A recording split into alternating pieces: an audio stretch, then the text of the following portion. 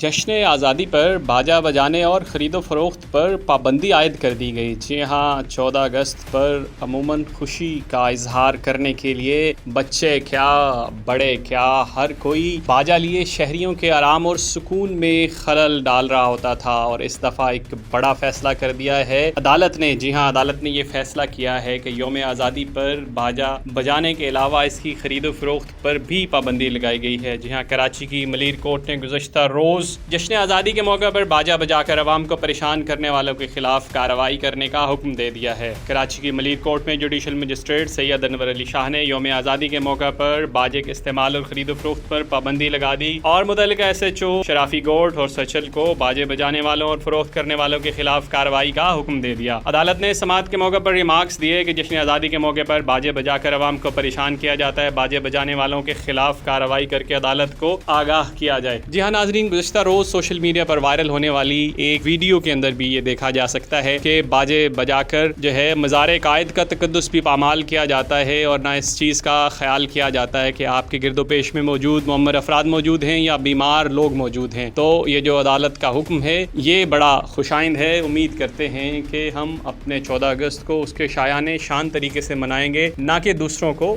تنگ کر کے۔